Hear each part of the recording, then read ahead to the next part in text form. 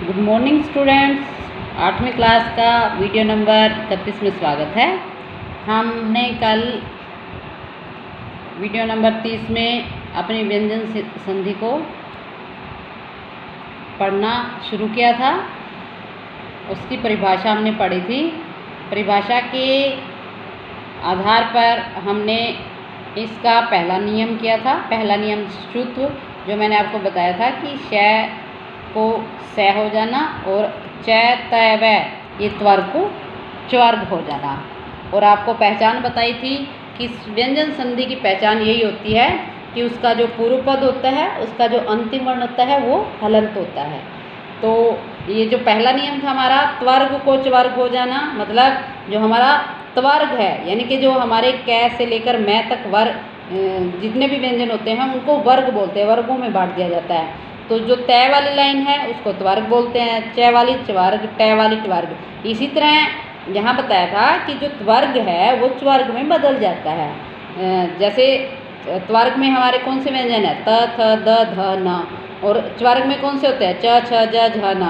तो जो पूर्व पद में अगर इनमें से कोई भी व्यंजन आ जाता है अंत में, तो उसको वो उत्तर पद में जाके क्या बन जाता है, जो यहाँ का है हमारा, मान लो तय है। अब जैसे इस उदाहरण को ही लो, जैसे सत, तय हमारा है व्यंजन, यहाँ पर पहला व्यंजन है ये। तो ये कह रहे हैं कि वो त्वर्ग वो च्वर्ग में बदल जाता है। च्वर्ग च छ ज झ य इनमें बदल जाता है। तो यहाँ पर त को क्या बन गया, च हो गया। क्योंकि देखिए तय क्या था हमारा, पहला व्यंजन था। अगर च्वर्ग लेकर चलें तो उसका पहला क्या वर्ण है, च है, च, तो तय को च बन गया।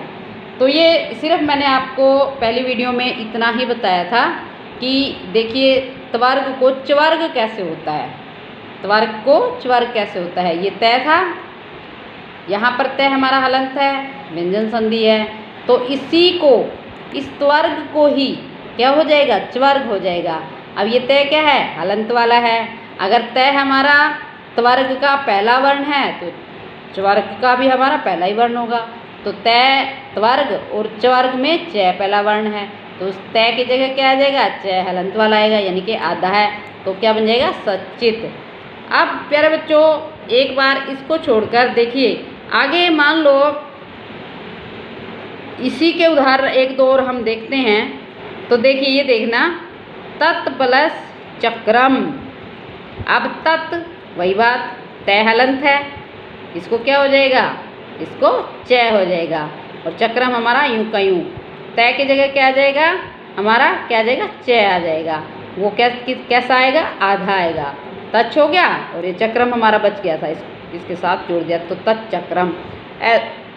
ऐसे ही इसमें देखो, तत् प्लस छत्रम।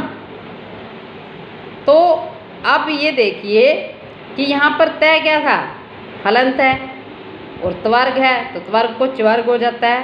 तो तय को क्या बन जाएगा, च बन जाएगा। और इसको नहीं छेड़ना हमें, इन्होंने कहा है कि जो हलंत व्यंजन होते हैं ना, जो हलंत वाले हैं या त्वर्ग है, उसी को च्वर्ग हो जाएगा, वही च्वर्ग बन जाएगा। तो इसी को च्वर्ग बन के तच्छत्रम बन गया। इसी से रिलेटेड देखिए, अगर मान लो त्वर्ग वाली लाइन में जैसे तय थ द ध द आ जाए, उस द को क्या हो जाता है, ज हो जाता है। पहले भी कहा है मैंने आपको कि जो हमारी त्वर्ग वाली लाइन है, जिस लाइन का ये वर्ण होगा जिसमें ये चेंज होना है च्वर्ग में, तो उसी में चेंज हो जाएगा। जैसे तय को च, क्योंकि च्वर्ग की लाइन में पहला वर्ण क्या है, च है, फिर छ, फिर ज। तो इसी तरह द आ गया, अगर ये चेंज इससे संबंधित कोई हमारा वर्ड बनता है तो वो द की जगह क्या आ जाएगा, ज आ जाएगा। ध है तो झ आ जाएगा, और न है तो यह बन जाएगा। तो यहाँ देखिए इसका उदाहरण देखिए, जैसे यहाँ लिख दिया तद प्लस जायते, तद द हो गया। अब उन्होंने कहा है कि अगर द आ जाता है तो उसको जय हो जाता है, वो जय बन जाता है। यहाँ द है हमारा पूर्व पद में, तो इसको जय हो जाएगा। ये क्योंकि हलंत है तो ये जय भी क्या आ जाएगा, हमारा आधा आ जाएगा। और जायता जायते यूँ का यूँ लिख दिया जाएगा, तो क्या बन जाएगा, तज जायते। इसी तरह विपद प्लस जालम, विपद द हलंत है तो द को क्या हो जाएगा, जय, विपजालम। अब है न को यह होना, न को यह होना, जैसे त थ द ध न, अगर न हो जाता है तो च छ ज झ, उसको यह हो जाएगा। जैसे शत्रुन प्लस जय है, शत्रुन प्लस जय। अब अगर इसको यह लिखते तो इसमें आवाज़ यह की ही आ रही है, शत्रुन जय आ जाएगा। फिर दूसरा कहा था कि स को श हो जाना, कब, जब ट्वर्ग के बाद, जब स आ जाए, स के बाद अगर कोई हमारा च्वर्ग या ट्वर्ग है तो उसको श हो जाता है। उदाहरण से देखिए, मनस, मनस प्लस चंचलम, स है यहाँ पर, इस स को क्या हो जाएगा, इसको श हो जाएगा, शलगम वाला श, मनस चंचलम। ये मनस है, बोलने में देखिए मनस चंचलम, फिर क्या बन गया, मनस चंचलम।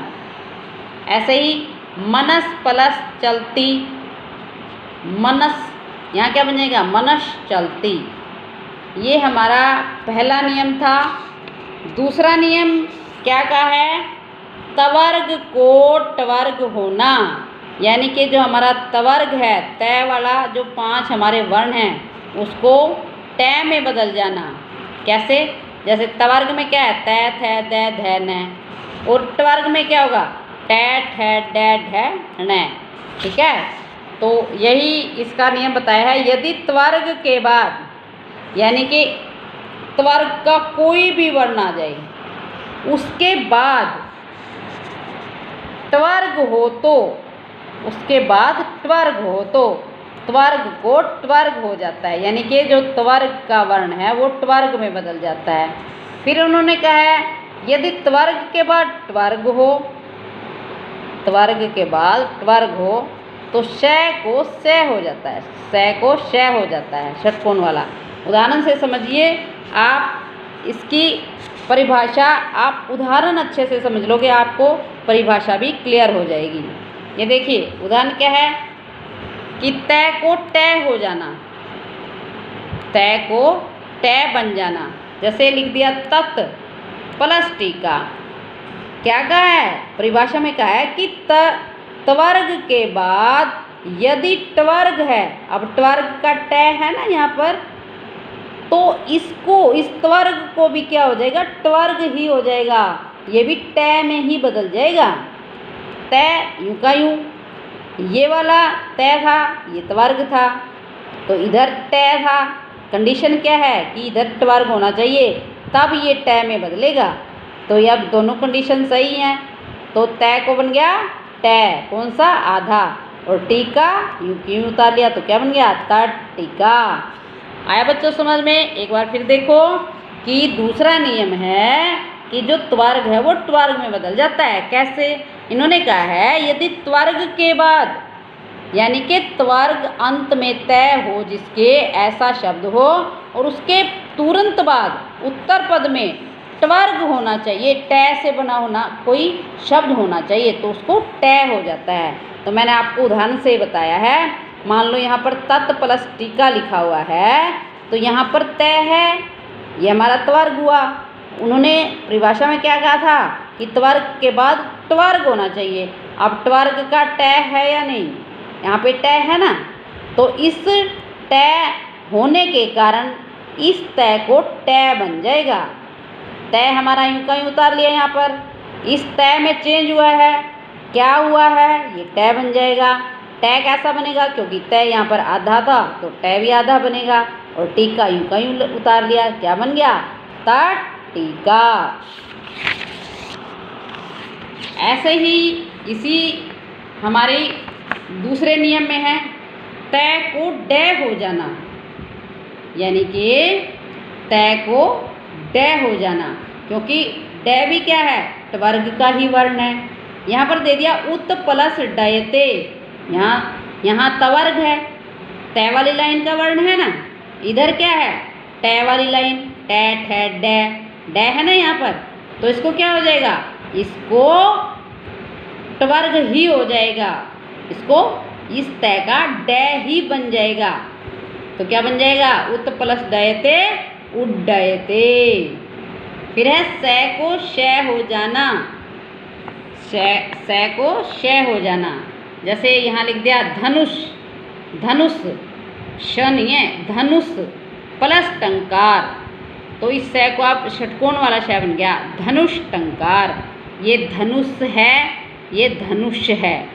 तो प्यारे विद्यार्थियों, ये आपके 2 नियम, इनसे संबंधित आपको कुछ संधियाँ दी जाएंगी। तब तक आप अपने नोटबुक में ये परिभाषाएं लिखिए, उदाहरण लिखिए और इनको अच्छे से समझिए।